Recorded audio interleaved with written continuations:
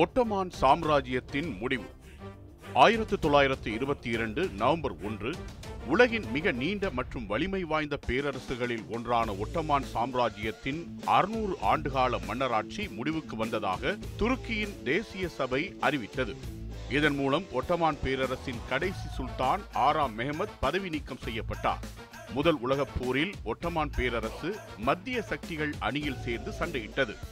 போரில் தோல்வியடைந்ததை தொடர்ந்து பேரரசின் பெரும்பாலான பகுதிகள் நேச நாடுகளால் ஆக்கிரமிக்கப்பட்டன. தலைநகரான இஸ்தான்புல் கூட வெளிநாட்டு படைகளின் கட்டுப்பாட்டில் வந்தது. கடைசி சுல்தானான 6ஆம் மெஹமத் நேச நாடுகளின் விருப்பத்திற்கிணங்க செவ்ரேஸ் ஒப்பந்தத்தில் கையெழுத்திட்டார். இந்த ஒப்பந்தம் ஒட்டமான் பேரரசை சிதைத்து பிற நாடுகளுக்கு பங்கிட்டுக் கொடுக்கும் வகையில் இருந்தது. இதனை துருக்கிய தேசியவாதிகள் ஏற்கவில்லை. ஒட்டமான் சுல்தானின் அரசாங்கம் ஆக்கிரமிப்பு சக்திகளுக்கு அடிபணிந்த நிலையில் முஸ்தபா கெமால் அதாதுர்க் தலைமையில் துருக்கிய தேசியவாதிகள் ஒரு மாபெரும் விடுதலை போரை நடத்தினர். அவர்கள் அங்காரா நகரில் ஒரு போட்டி அரசாங்கத்தை அமைத்தனர். அது கிராண்ட் தேசிய சபை எனப்பட்டது. தேசியவாதிகள் ஆக்கிரமிப்பு சக்திகளுடன் போரிட்டு துருக்கிய மண்ணிலிருந்து கிரேக்க படைகள் உட்பட அனைத்து ஆக்கிரமிப்பு படைகளையும் வெளியேற்றினர். தேசியவாதிகள் போரில் வெற்றி பெற்றதை அடுத்து சுல்தானின் நிர்வாகம் சட்டப்பூர்வமாக வீழ்ந்தது. நவம்பர் 1, 1922 அன்று கிராண்ட் தேசிய சபை ஒரு வாக்கெடுப்பு நடத்தியது.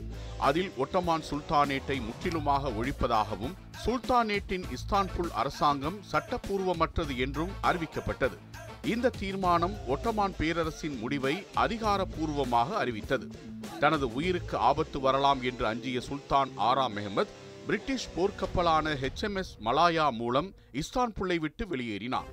சுல்தானேட் ஒழிப்பு துருக்கி குடியரசு நிறுவப்படுவதற்கு வழிவகுத்தது. அட்டாதுர்க் ஒரு நவீன மதச்சார்பற்ற மற்றும் தேசிய அரசை உருவாக்கினார். 1923 துருக்கி குடியரசாக அறிவிக்கப்பட்டது.